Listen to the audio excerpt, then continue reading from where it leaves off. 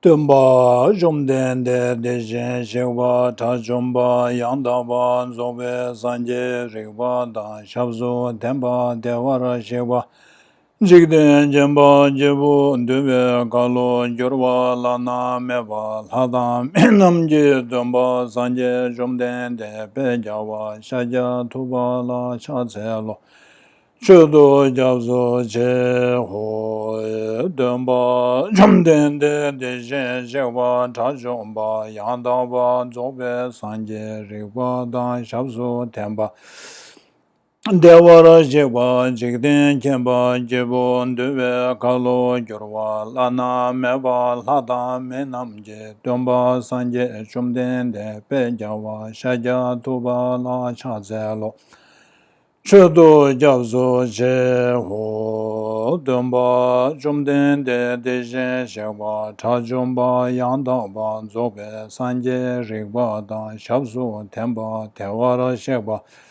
Jigden Jemba Jibu Dube Galo Jorwa Lana Meba Lada Menamje Dumba Sanje Jumden de Pejawa Shaja Tuba La Chazelo Jodo Jabzo Che O Sanje Jodan Sonje Shonama La Chanju Bado Tane Jabzo Che Tage Chushe Jibe Sonama Je Dola Penche Sanje Jubara Sho Sanje Jodan Sonje Shonama La Chanju Bado Tane Jabzo Che Tage Chushe Jibe Sonama Je Dola Penche Sanje Jubara Sho Sanje Chodan Soje Shonama La Chanju Bado Tane Jabzo Che Tage Chushe Jibe Sonama Je Dola Penche Sanje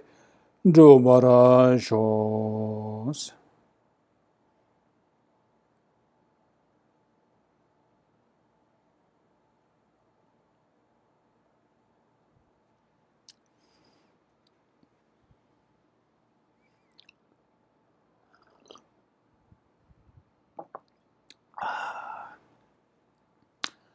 Good morning, and hope everyone is well. And today, according to the class schedule, we are supposed to cover Heart Sutra. I realized that only later when I finished the classes, I thought that I have to finish Heart Sutra in 3 sessions. So that's why I rushed in the last session.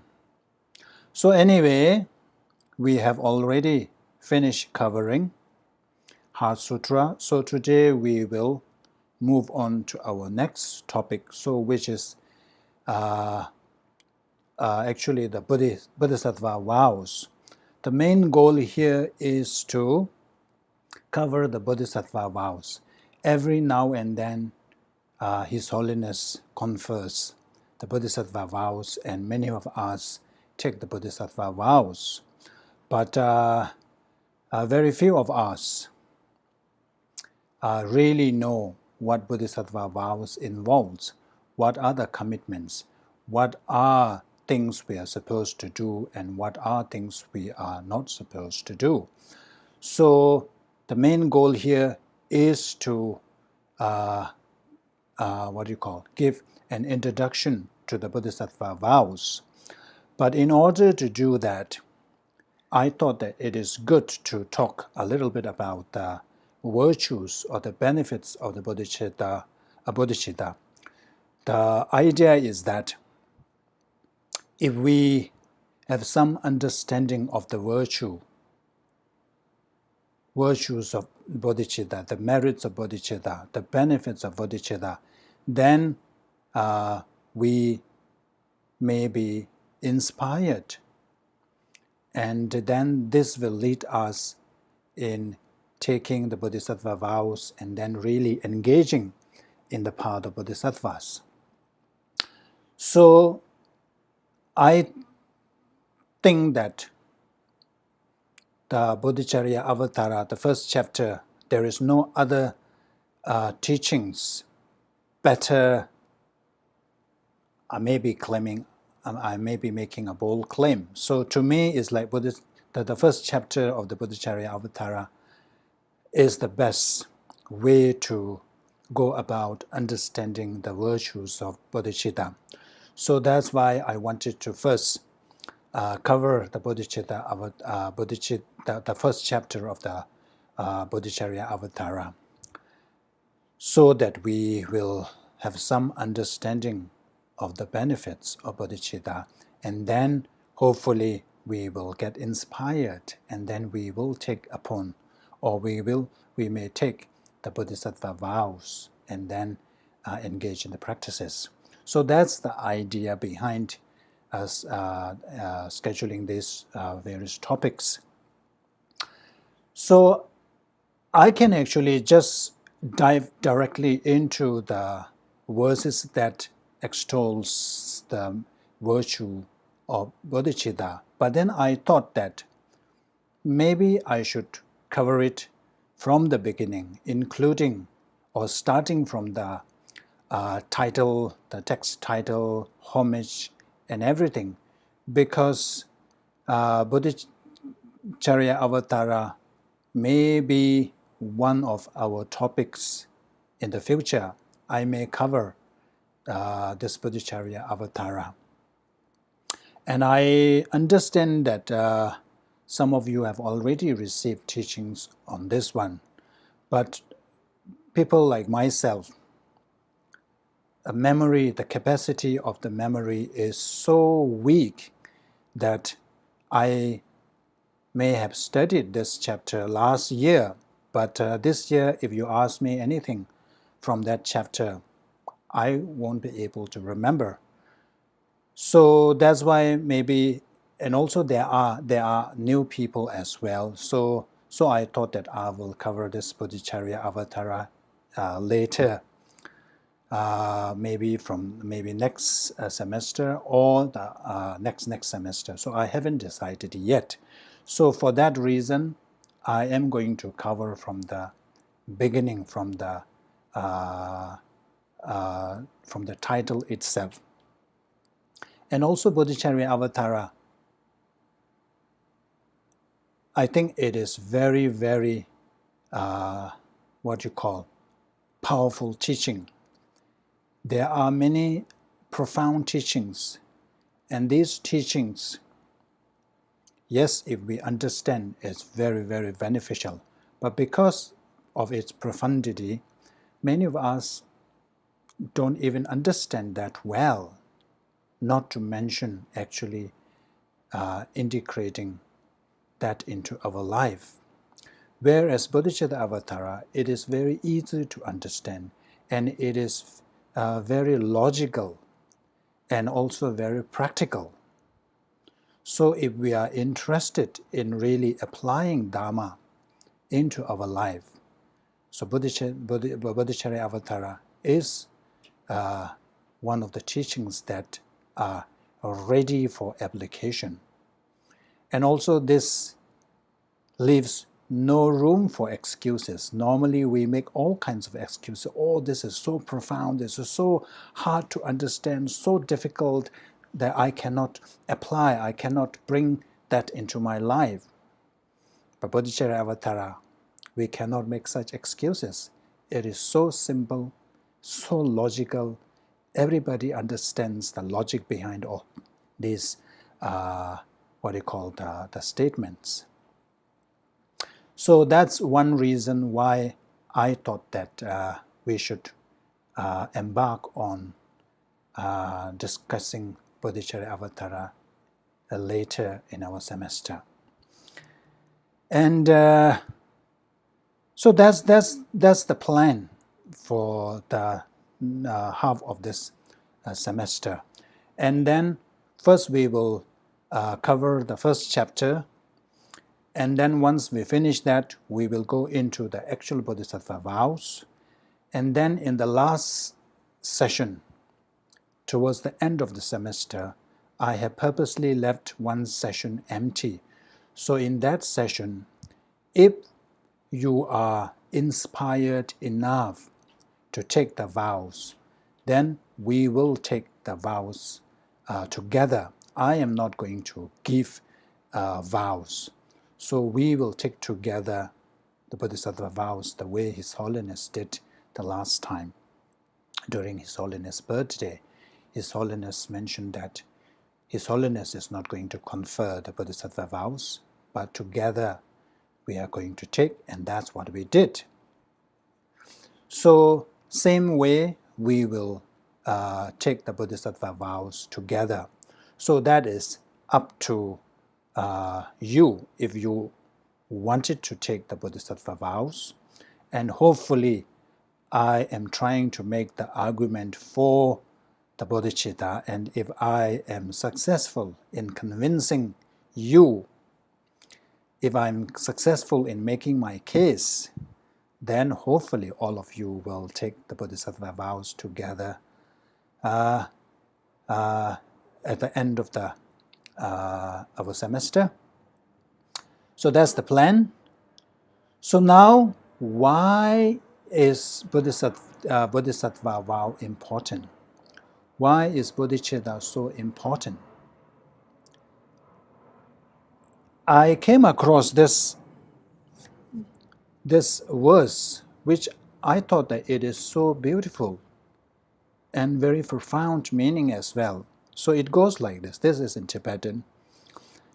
Tel dang jorwe dama ni tenshin, kidi kyunyu tongwe mig tenyang, nye dang kurdi changdu ni sungne, tigbe sebto chubar manjur tams.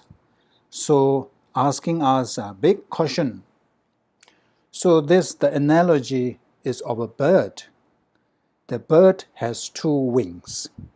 It has two eyes to see. It has two wings to help fly, and then two eyes to see things.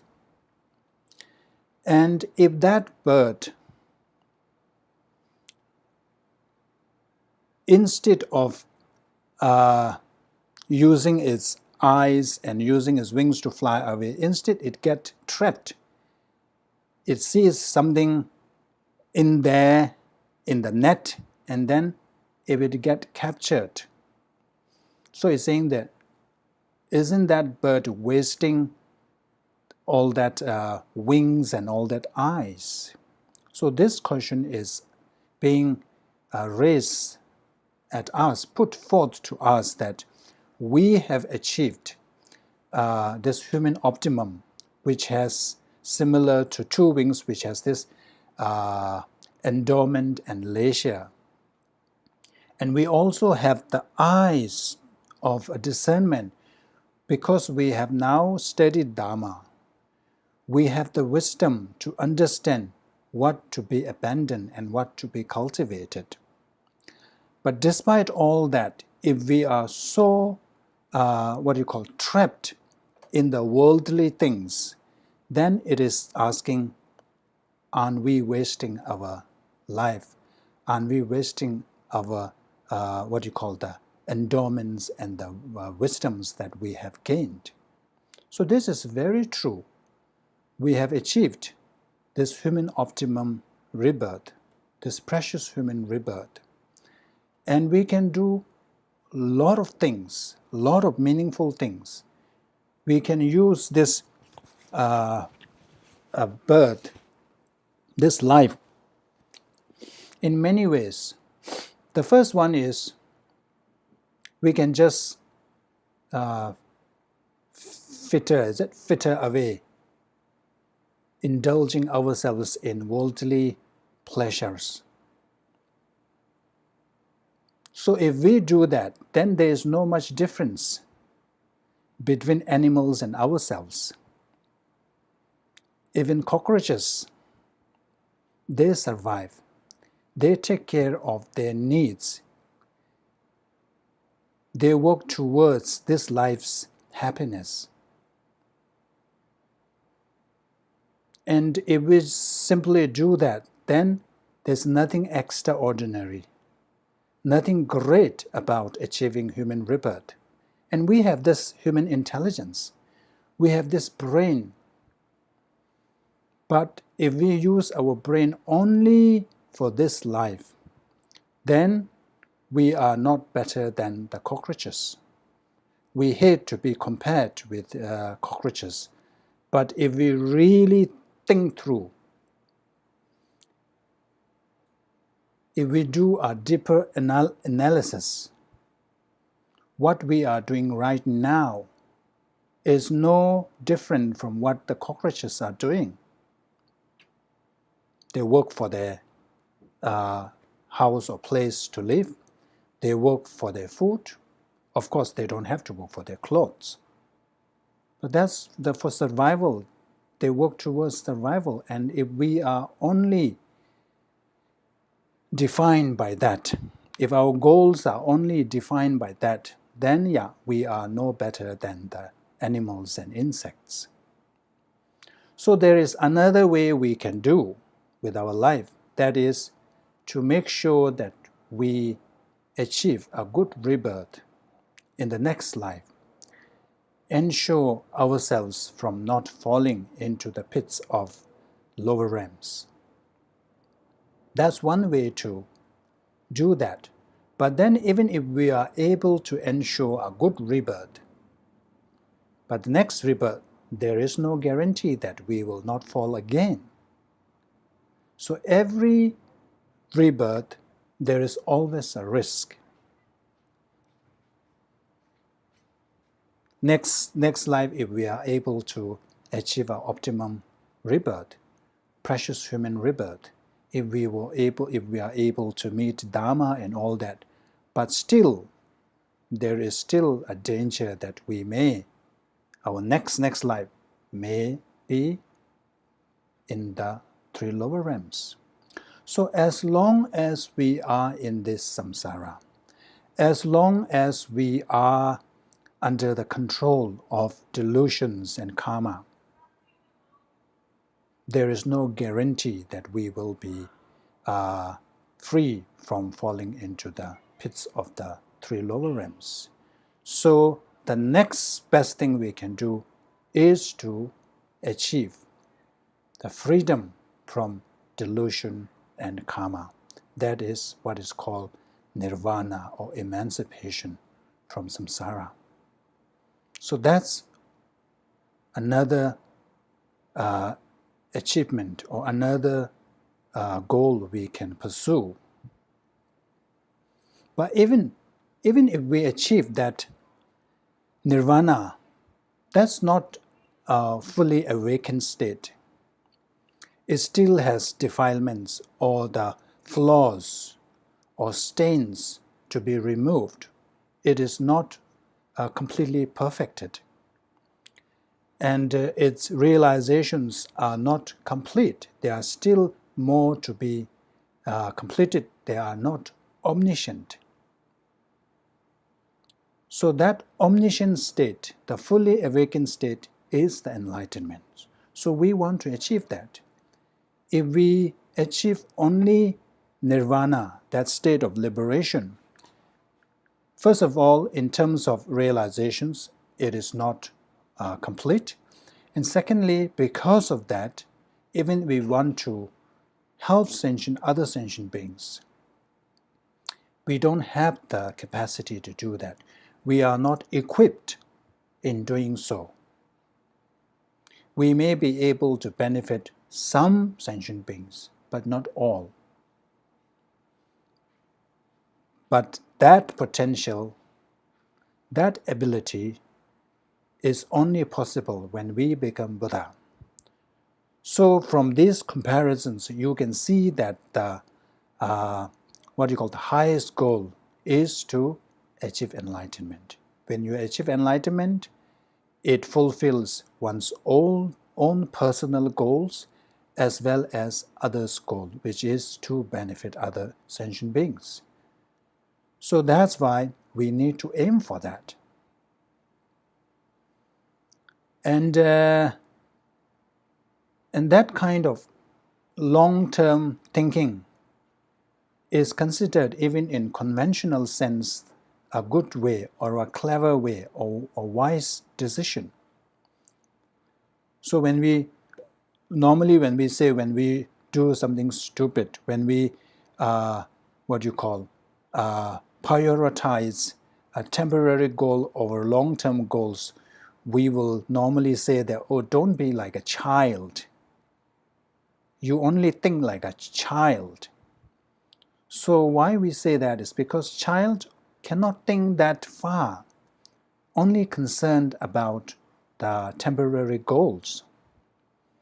So in conventional sense, if you are able to think long-term benefit, the person is considered to be wise and clever.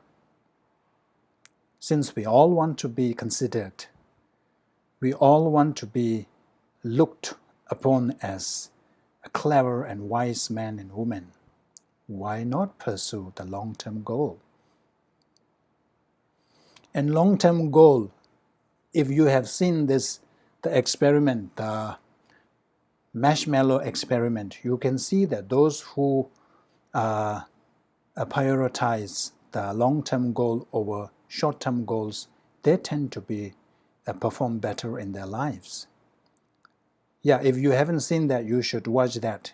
You just search in the YouTube marshmallow experiments, and you will find that it's very interesting. So anyway, if we are wise enough, then we should pursue the long-term goal, which has all the benefits. So that is to pursue the state of enlightenment. So in order to pursue the state of enlightenment, there is no other door than bodhicitta to get there. In order to get somewhere, we need to take a route. We need to enter from somewhere, start from somewhere. That entry, the entry to the journey to Buddhahood, is bodhicitta. So bodhicitta, in sutras, it is compared to diamonds. So diamonds, they are always valued over other stones like gold, silver, and all that. So it says even a broken piece of diamond is valued over a perfectly shaped gold. So likewise, and moreover, it says that even it is a broken one, it will still retain the name, the diamond, and valued over other stones or other like gold and silver and other precious gems. So it says bodhicitta is like that. A person who has generated bodhicitta, but only at the beginning stage, is valued more than those who are already somewhere at a higher realization in terms of emptiness. Let's say a person who has insight, direct insight into emptiness, and who is already at a high level of realization. But because the person does not possess the bodhicitta, he is viewed lower than the person who has bodhicitta but at a lower level. And also sometimes bodhicitta is referred to as father. Remember we talked about the Heart Sutra, the perfection of wisdom, referred to as the mother. But bodhicitta is referred to as father. The reason is that in India, the caste system is so pervasive at that time, in ancient India. So what determines the child's caste is by the father's caste. If the father is a king or minister or Brahmin, then the son's caste or son belongs to that caste. If a father is from a low caste like a cobbler or something, and then even the mother may be from a high caste, but the son falls under the caste of cobbler, not under the mother's caste, let's say a Brahmin. So likewise, bodhicitta, no matter how high your realization in insight is, but if you don't have bodhicitta, then that path is not a Mahayana path. So whether you become a Mahayana, so let's phrase it this way. What yana it becomes is fully contingent on the bodhicitta. If the path is complemented by bodhicitta, then that path becomes a Mahayana path.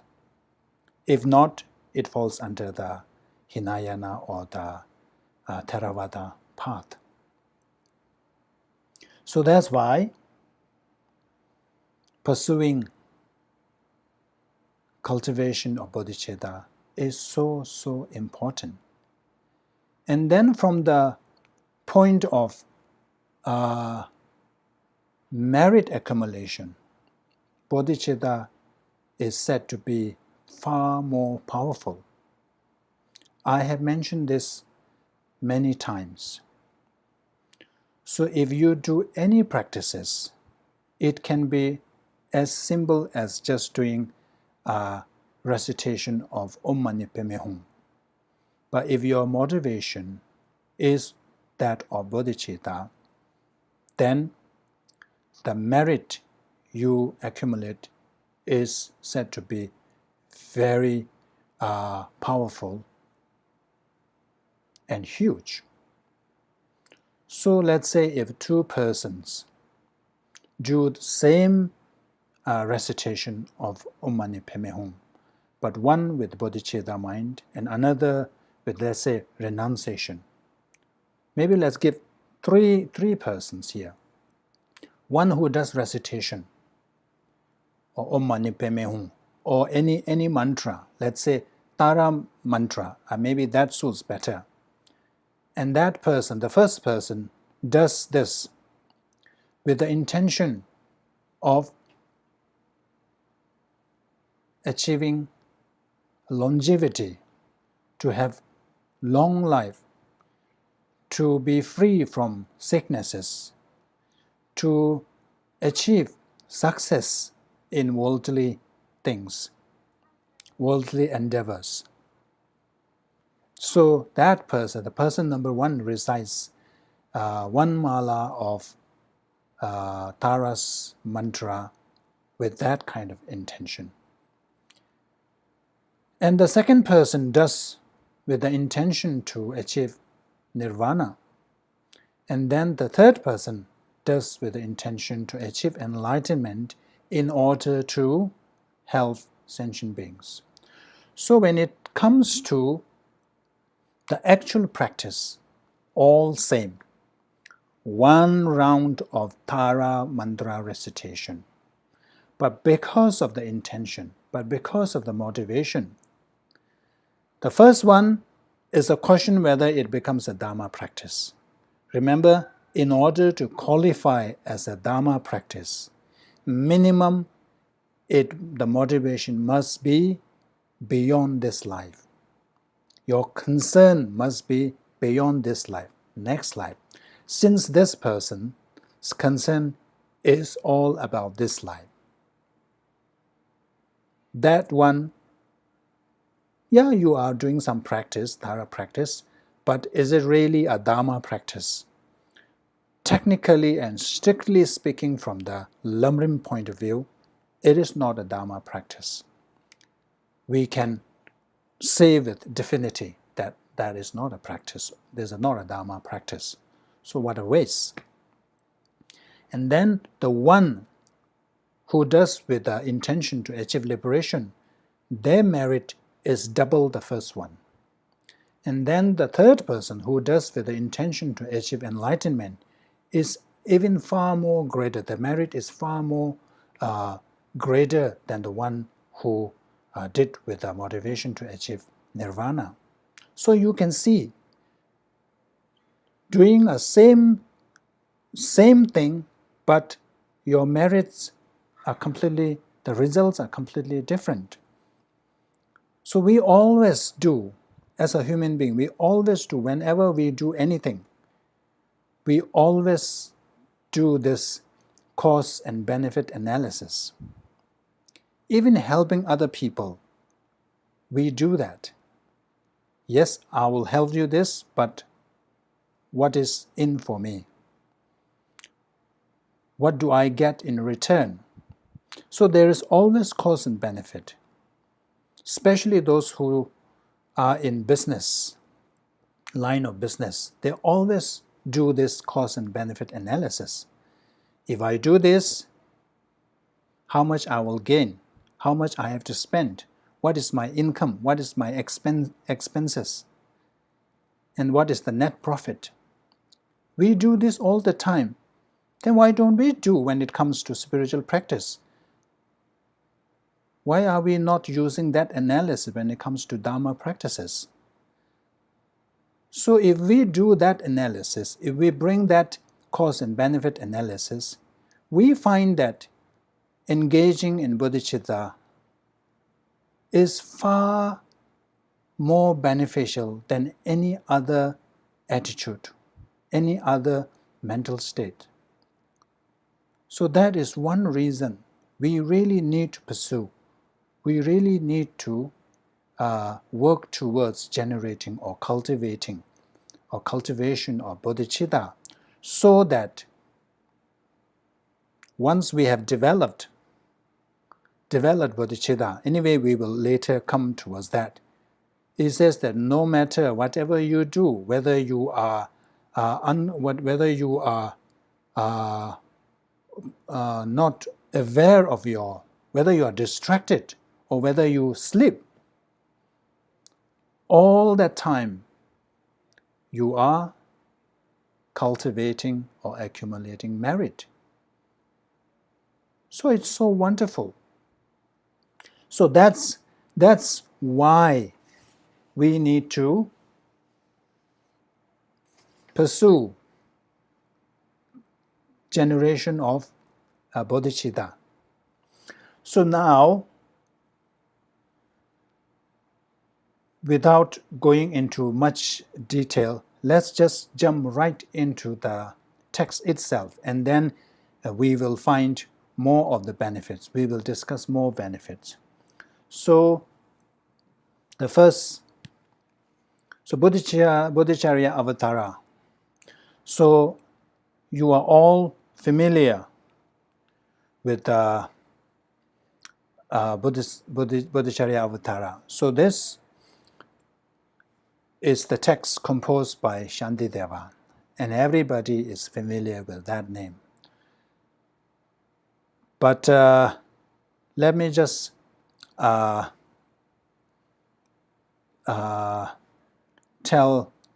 a brief story of Shantideva. So Shantideva is 8th century great scholar, Nalanda scholar.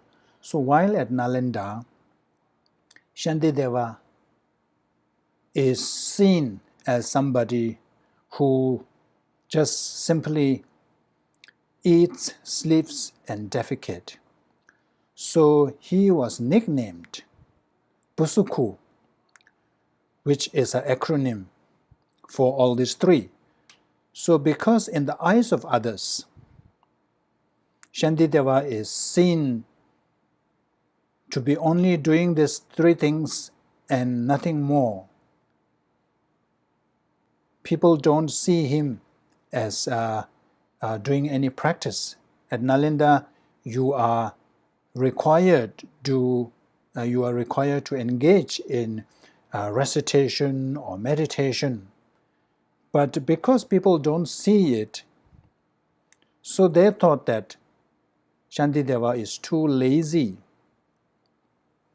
He is doing nothing. He is not doing the things that a monk at Nalanda are supposed to do.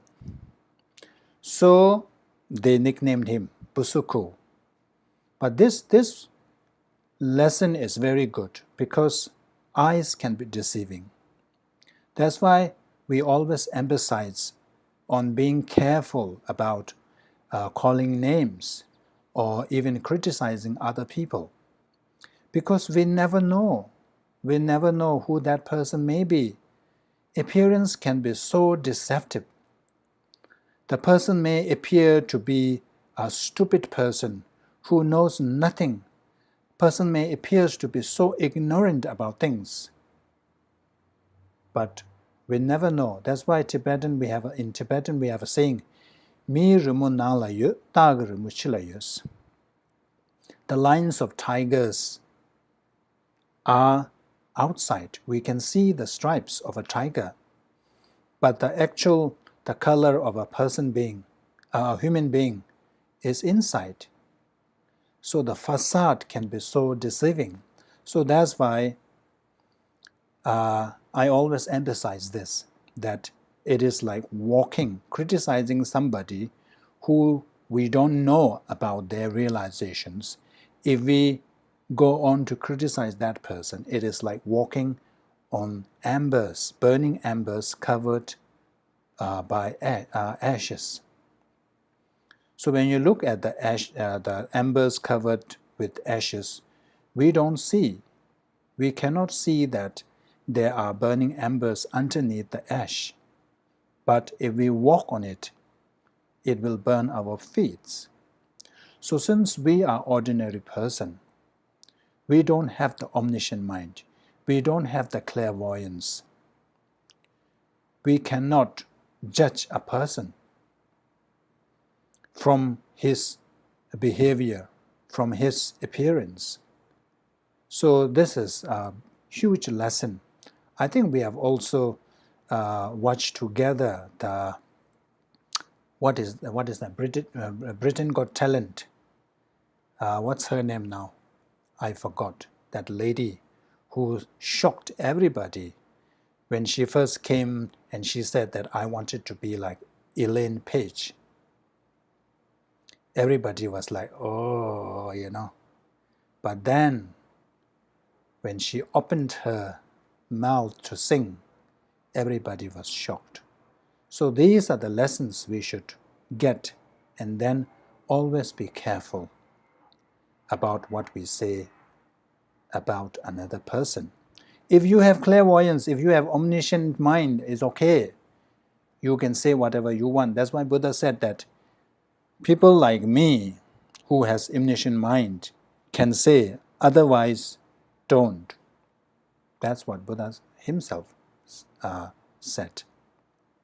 So anyway, what happened was, in the eyes of these ordinary monks there, Shantideva was just a lazy person, doing nothing, good for nothing kind of a person.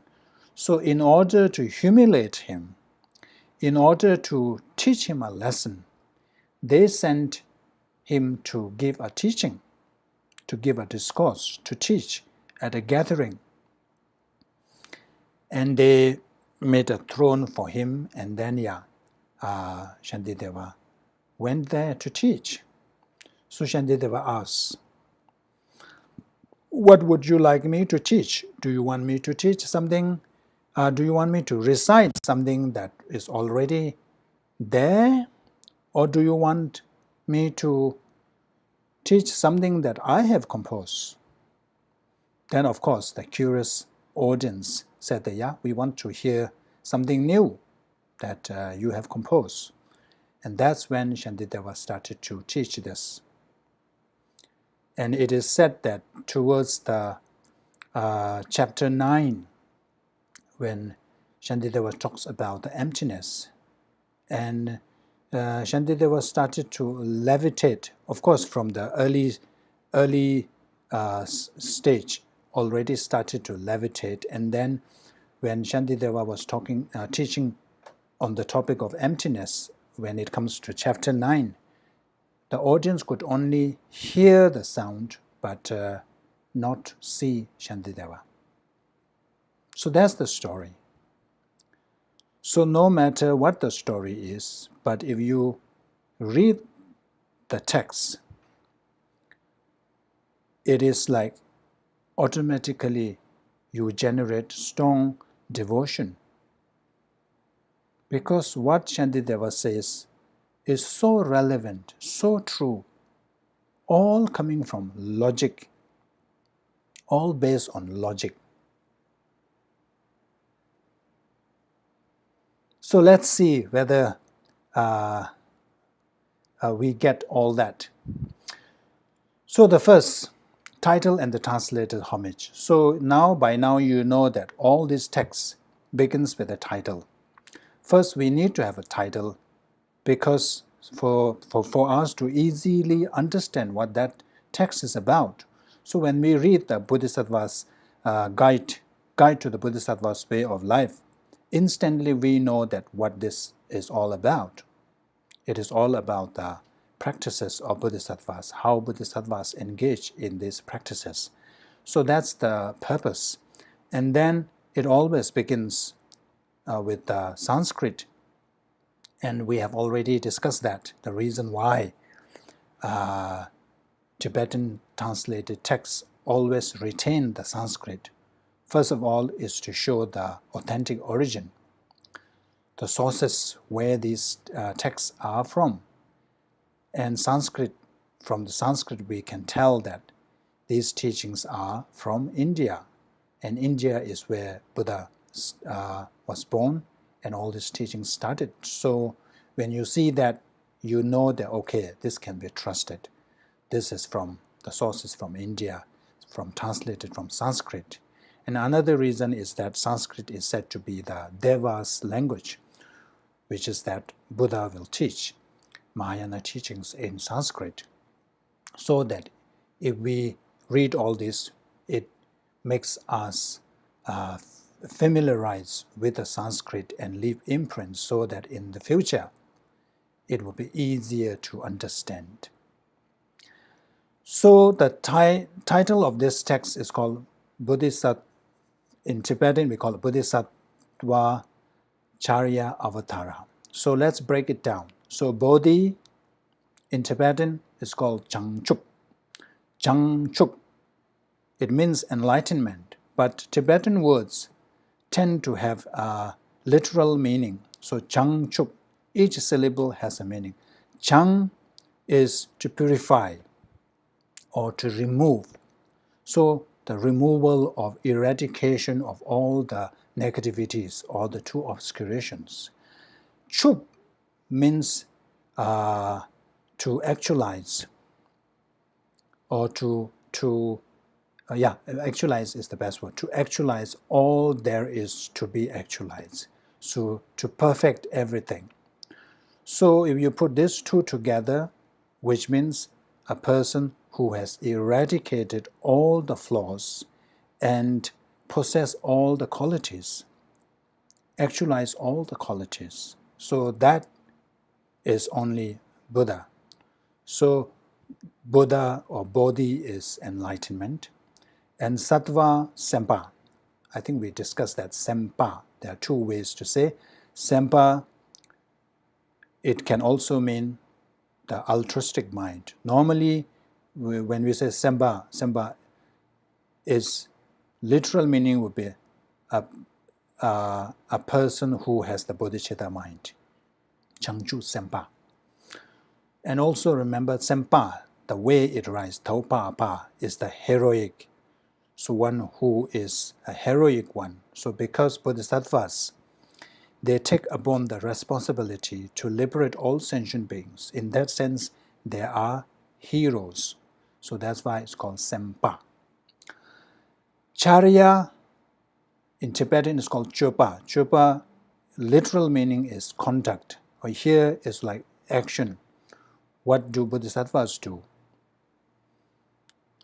And then Avatara, in Tibetan, is called Jukpa. Jukpa means engage. So it becomes the guide to the Bodhisattva's way of life, or let's say, how the Bodhicitta, how the person with the enlightened mind or the altruistic mind, Bodhicitta, engages in certain practices. And then we have the homage, the translator's homage. We covered that in Heart Sutra. So this is a homage given by the translator. It is not the actual author's homage. It is the homage given by the translator. So mainly, there are two reasons. Remember, we discussed that already, just to remind. First one is to be successful in this translation. So making homage, you create merit. With that merit, you will have a smooth, translation, or smooth way in doing this translation.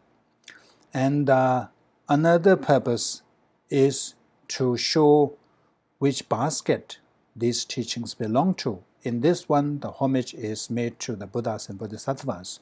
So this belongs to the Sutra basket.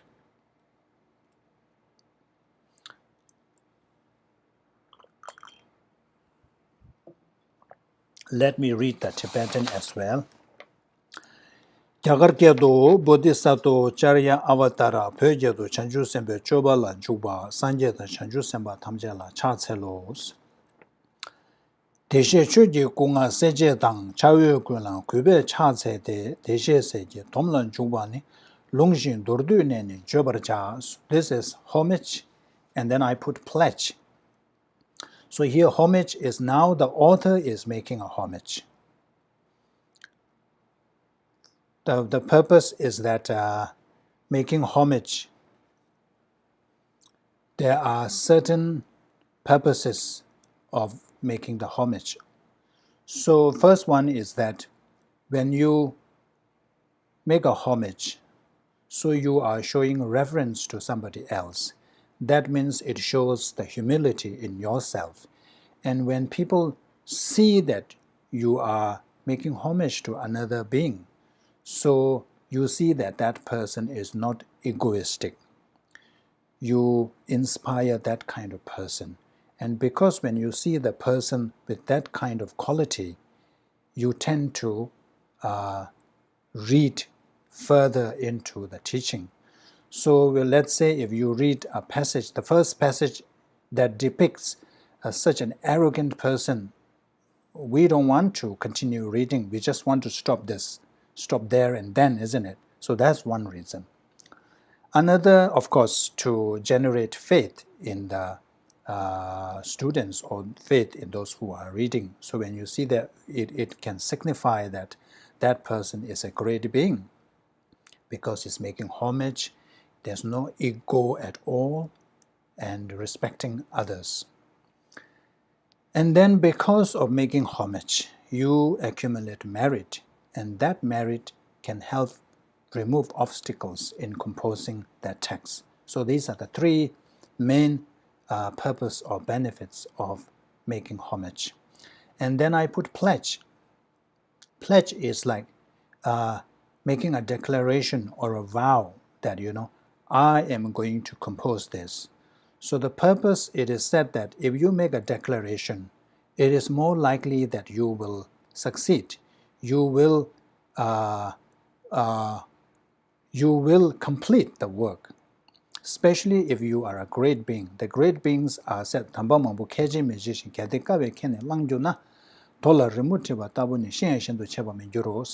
so the great beings, they hardly, or let's not put it, they won't agree to many things. Once they agree to do things, they will fulfill that pledge. They won't make many pledges. Whatever pledges that they make, they will fulfill it. So this is mainly to doing that. The purpose is that one will be able to complete what one has started. So here the first, with devotion I pay homage to the Buddhas gone to bliss. So this is the homage made to three jewels, as well as noble as and all worthy of respect. So the object of homage is to three jewels and all those who are worthy of respect. So I pay homage to the Buddhas gone to bliss. So in Tibetan it's called Deshik. Sanskrit they call Sugata. So Sugata has a different meaning. So anyway, here there are three ways it is said. Gone, we call it in the one gone beyond. So there are different ways to describe that word.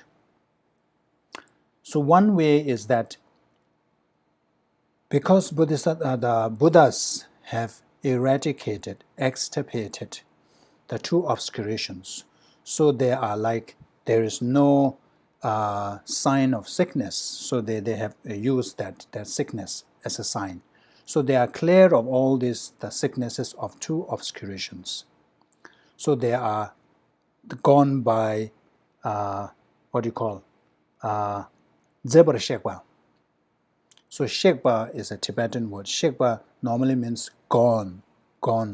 That's why you say the one gone beyond. So zebra shekpa, because it is free of all these signs of sicknesses. Buddha gone, I don't know whether we can translate as handsomely or prettily or something else. And then another way is because they have eradicated the root of all these sufferings, the root of the samsara, so they will be not born again. Like there are beings, even Arya beings, who has to take several births in samsara. So Buddha is not like them. Unlike these Arya beings, Buddha is gone for good.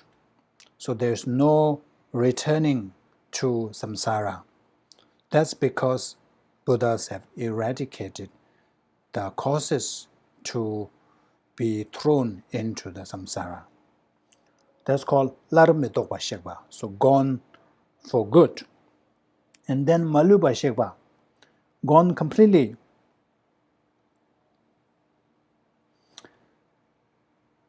So Malupa Shekpa, so this is more or less the same. So Buddha has what you call purified or or eradicated or eliminated all, completely eradicated all the negativity, completely eradicated all the negativities. And then on top of that, or as a result of that, Buddha has perfected all the qualities. So because of that, Buddha is called that gone completely, that's gone completely.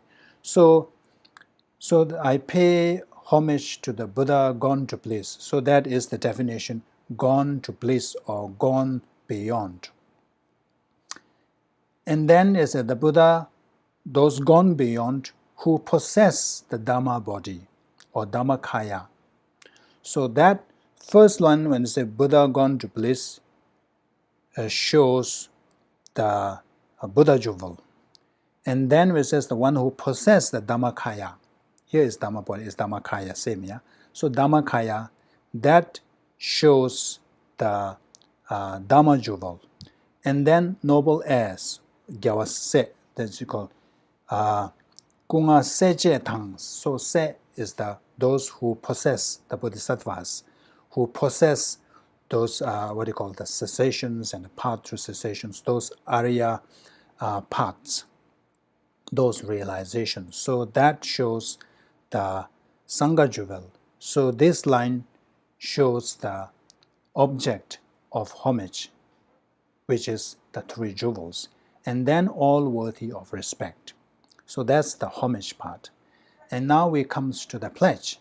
In accordance with the scripture, I shall now in brief describe the way to adopt the discipline of all the Buddha's heirs.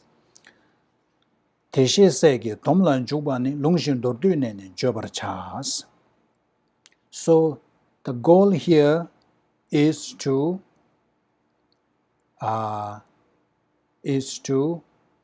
teach the path or the practices of Bodhisattvas, the way to engage in the practices of, a way to engage in Bodhisattvas practices. So it says, if that is the goal, then the question is that, isn't that already taught? Isn't that, the question is, are you teaching, are you making up these teachings? So in order to show that this is not a made-up thing, says, in accordance with the scriptures, I am not just making this up, I am teaching in accordance with the Buddha's teachings, Buddha's scriptures. In accordance with the scripture, I shall now in brief. So if you are going to teach according to the Buddha's scriptures, then Buddha's scriptures are already there, Buddha's teaching are already there. Then what is the use of you teaching here? In order to answer that question, I shall now in brief describe. So Buddha, yes, Buddha has taught everything, but it is all over the place, like Lamrim Chemo. So without Lamrim Chemo, it is so difficult to bring everything, all that teaching into a practices a person can use to, rely on to reach the Buddhahood. Remember, because of Lamrim, it is so easy, it is so well structured. First you have to start from here, from there you will get there, from there. It is like the guide. So some guides are very, very precise and very helpful. This is like this. Buddha has taught all the teachings, and it is all over the place. So he's saying that yes, Buddha taught this, but I am bringing this together, and I will describe in a brief. I'm going to present in a concise way, so that it is easy for people to understand the path. So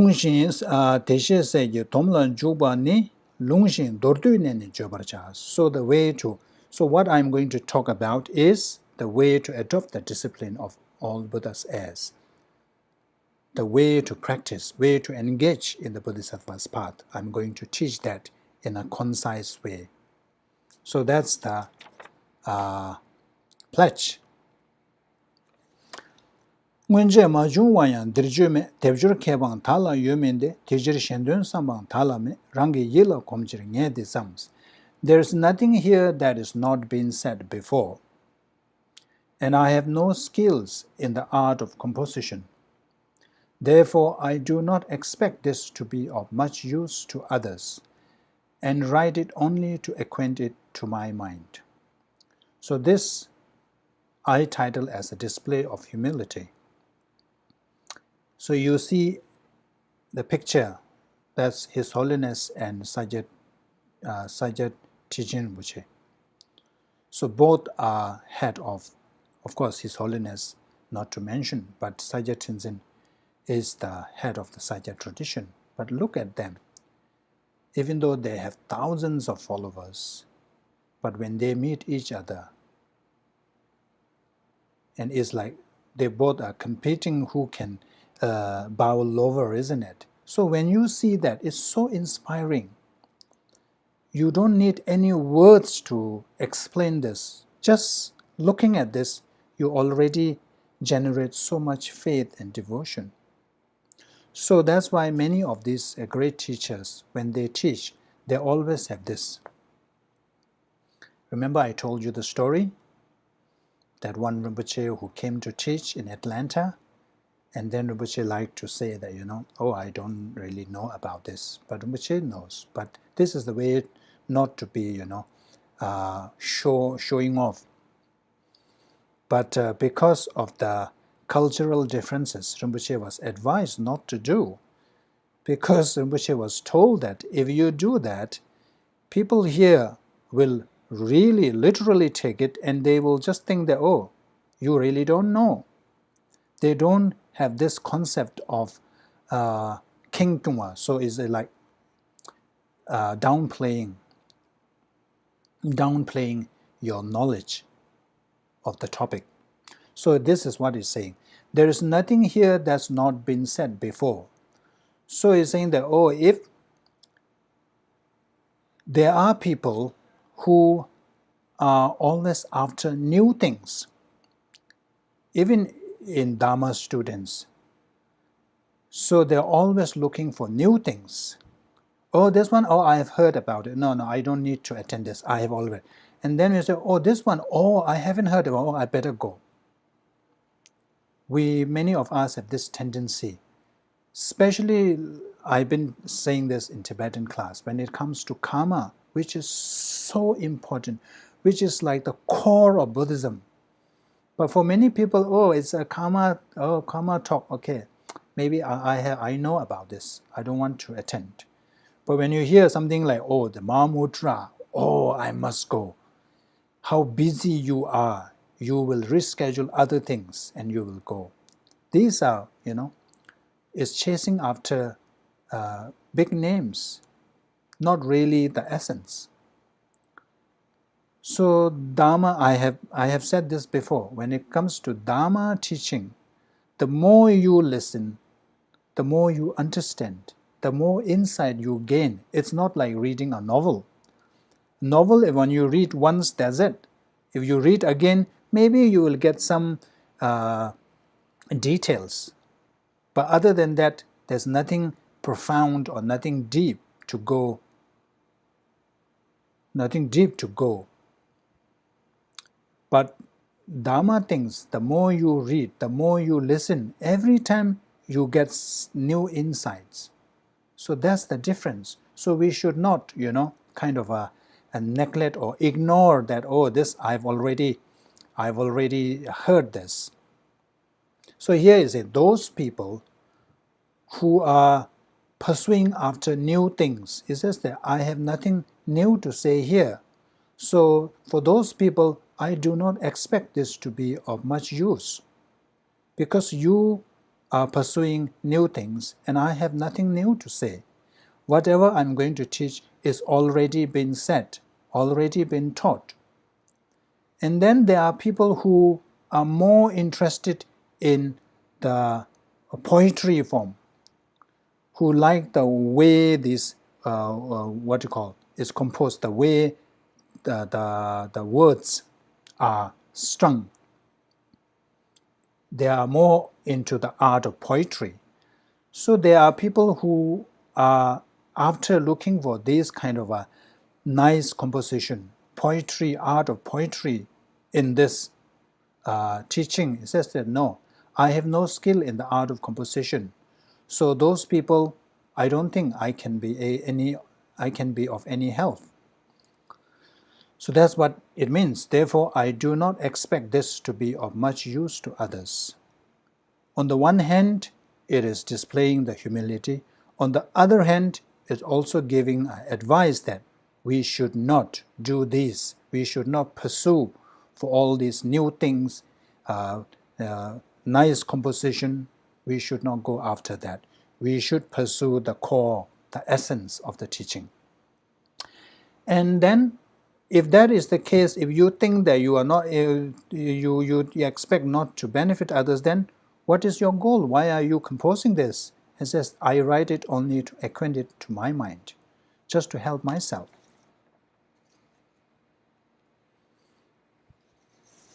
And then further purposes, laying out more purposes. Why?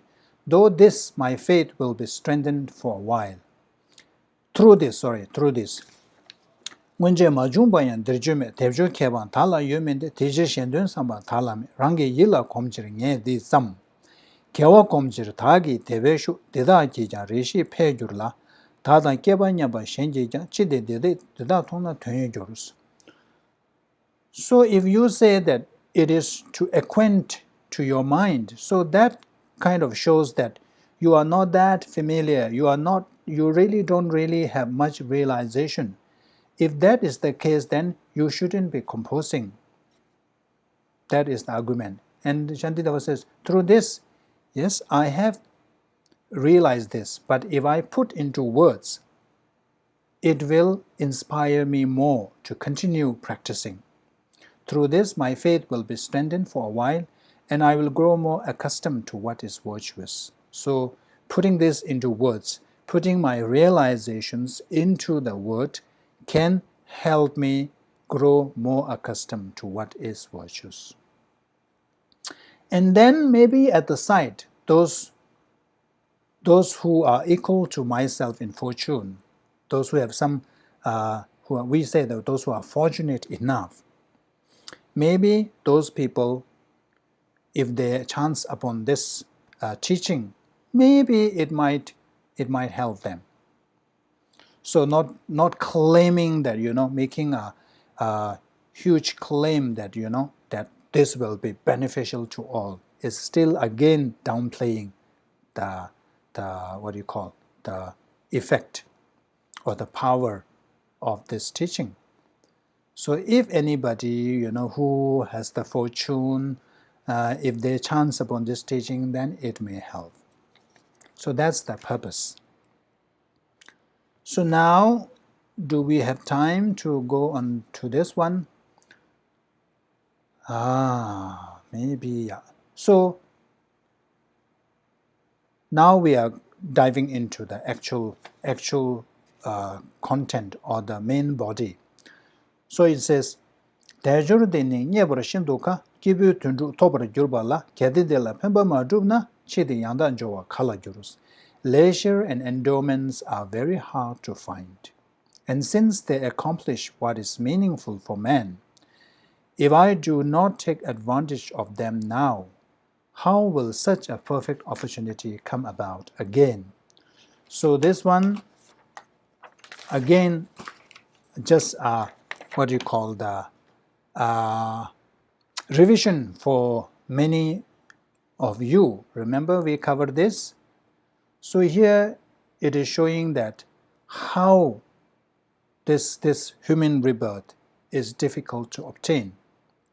What we have obtained now is what is called the birth with leisure and endowment, adorned with leisure and endowment. Remember, the leisure means freedom from 8 states in which there is no opportunity to practice Dhamma. So I won't go into detail because we have already covered this. So we have this 8 states, 4 of non-human and 4 of human states. hell being, hungry ghost, animal, long live. So all these, like the human states, remote land, deficient faculties, holding wrong views, no Buddha has appeared.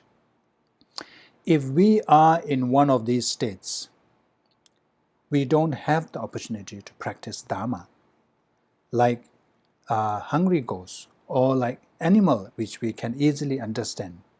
How clever they are. They are very, very clever animals. But if you try to teach them one single word, a single word of Dharma, they won't understand. They don't have the mental capacity to understand Dharma. So if you are born as animal, no, sorry, there is no opportunity to practice Dharma. And then even if you are born as human, and if you have, let's say, no Buddha has appeared, if you are born in a time when Buddha has not arrived, so remember we talk about the 3 or 4 different periods of time, 3 different era. One era is where Buddha appears. The other eras, Buddhas don't appear, like the dark eons. There is no Dharma, there's no Buddha. So if you are born in there, there's no way you will meet Dharma, because Dharma is not taught at all. Buddha has not appeared. So these are the states where Dharma, the practice of Dharma is not possible. But it's saying that we are free of all these states. And then 10 endowments. Not only we are free from these 8 states, but we also possess these endowments, these facilities, these qualities. So I won't go into that detail. So that whatever we have achieved, that human rebirth, it says, let's go back to the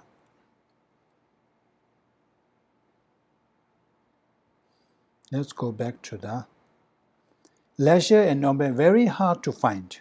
What we have obtained at the moment, if it is easy to find, if there's guarantee that we can achieve that, we can obtain this kind of birth, this kind of life again and again, then it is okay. You can waste this life engaging in all these worldly things. It's okay. By saying that, it is very hard to find. The reason why it is very hard to find is that,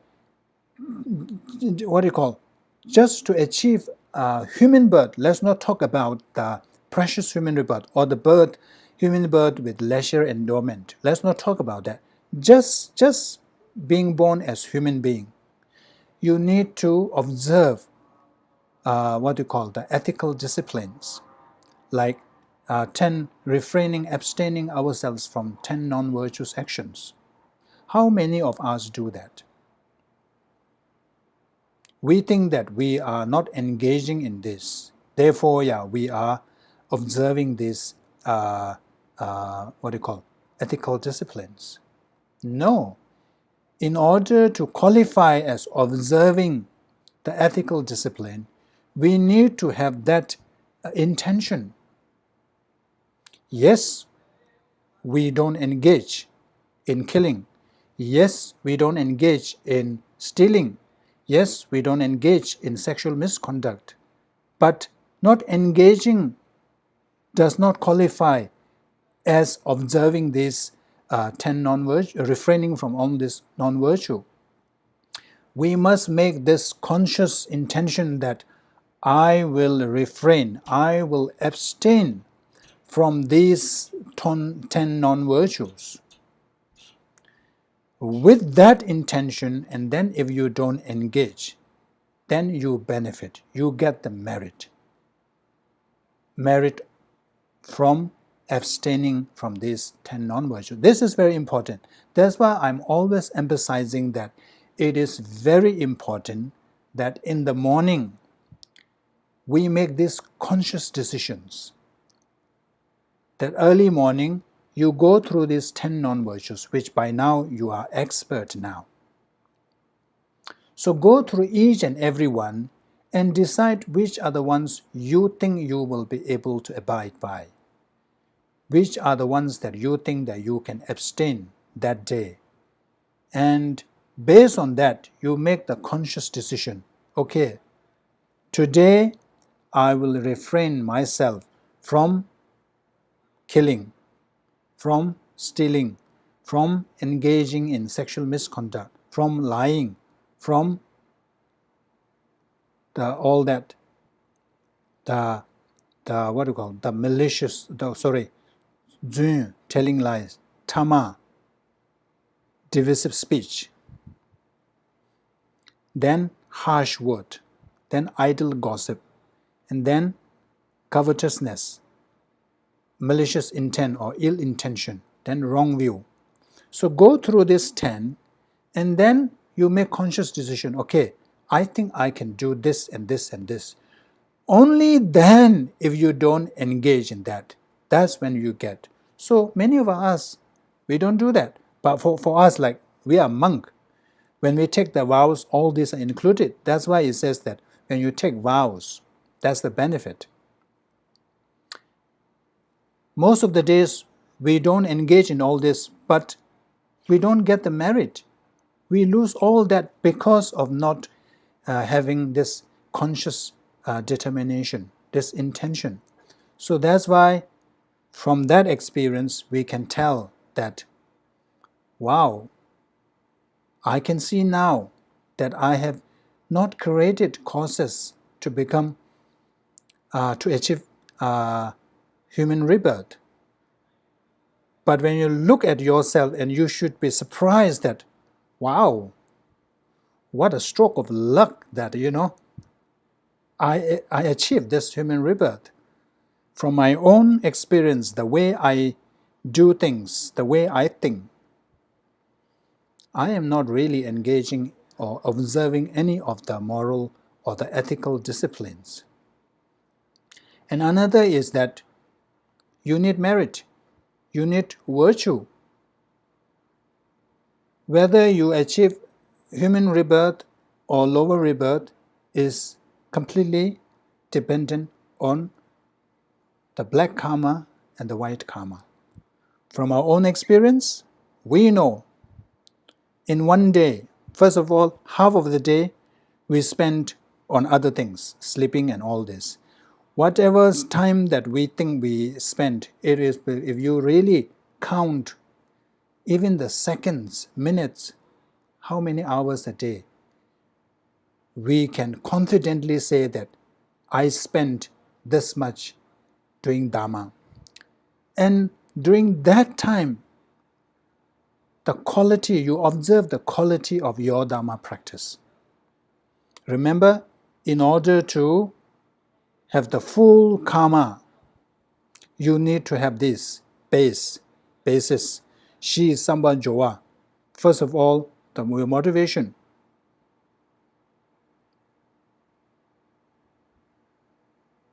Ya Kunlung, so motivation. First the motivation, then actual practice, and then the final is the dedication. How many times we do in that, what do we call, how often do we engage in karma that is, what do you call, that how to put it, that has all these three components present. It's very rare. First of all, when we do practice, our motivation, I just discussed, remember? Most of our intention is of this life. Most of the time, we forget to generate the motivation, good motivation. Even if we try to generate it, most of us is all towards this life. So first of all, the motivation is missing. Secondly, the actual practice, how, what do we call, how perfect, or what is the quality of that practice. Om Mani Padme Hum, you start with good intention. When you are in the middle or maybe around 10-20 mala beats, your mind is already somewhere else. Your mind is no longer on the whatever you are reciting. You are already thinking other things. So distracted. That's also not perfect. And then how rare, how often we dedicate our merit. We rush through our prayers and then just walk away. So from this we can tell. We don't need to ask anybody, We don't need to request a lama to do a divination. We can tell by observing our conduct, our level of practicing Dharma. We can forecast our next life. So that's what it's saying. Leisure endowments are very hard to find. So from all this, the causes that we are, when it comes to non-virtue, it's so good. Everything is really high quality. First of all, if you want to harm somebody, the anger, the intention, the hatred is so strong. It's solid there. And then whatever harm you are going to do, you will do with utmost care, full concentration. And then at the end, there's this rejoice. Okay, I destroyed him. I punched him. I harmed him. There is this satisfaction. You see, when it comes to committing non-virtue, perfect in every stage. So from this we can tell. So that's why it's leisure endowment very hard to find. And since they accomplish what is meaningful for men, so I think we will stop here. I think we are already above. We are already past the time. Okay, let's stop here, and then we will pick it up from where we stopped the in next class. Let's say the dedication. Dagi jinyi zakbe gewa de tendang zhowa kunla kangben dang kebara chuzun losan thakbayi tenbe nyingbu ringdu seje sho jambe bawe jedara kemba dang kundu sangbu teyang dijindu deda kungi jesu talobje gewa deda tamje rabdu ngo duzun shekbe gyawa tamje ki ngowa kangla chodo ngakwa de dagi kewe zawan digun zambu joje rabdu ngowa ragis.